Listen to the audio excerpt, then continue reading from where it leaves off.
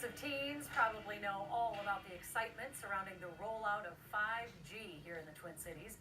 The wireless network promises blazing fast downloads for games and movies, but some parents and others are also worried about possible health effects linked to the radiation, and they want to know if anyone is really looking into that concern. Gordon Severson sets out to verify if any of the claims are true.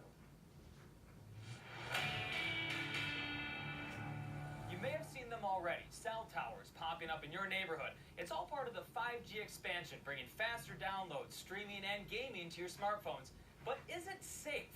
KARE11 viewer Dan Aberbeck wanted us to find out. I've heard stories where people have gotten sick or nosebleeds or headaches or possibility of cancer that could happen due to these frequencies. So if you could look into this a little bit further, that would be great.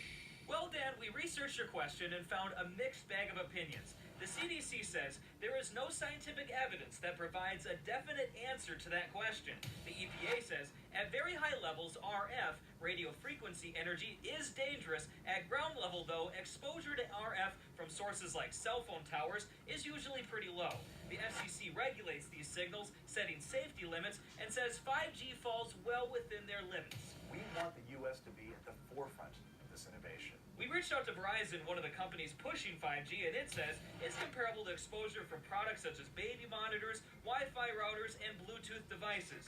The CTIA, which represents the cell phone industry overall, adds scientific evidence shows no known health risk to humans due to the RF energy emitted by antennas and cell phones. So we can verify all of these well-known groups say there is no known health issues associated with 5G. But digging deeper, we found those who disagree with their assessment.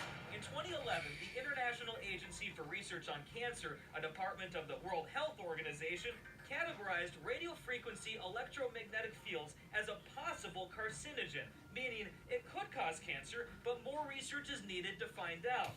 And in November of 2018, the National Toxicology Program published results from a 10-year study that showed male rats developed cancerous tumors in their hearts after being exposed to 2G and 3G signals.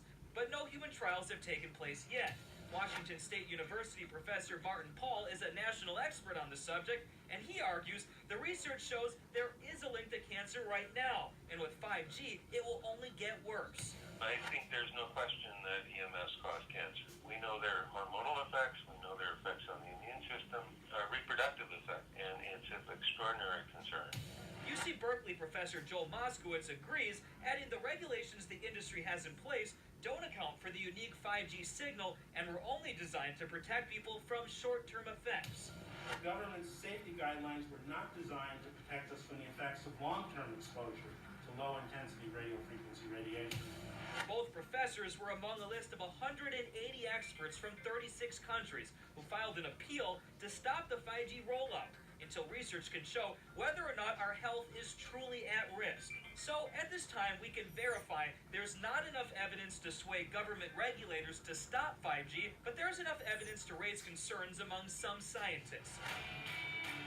For Verify, Gordon Severson, KARE11 News.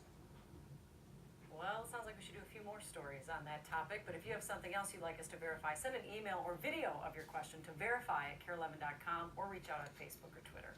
We can verify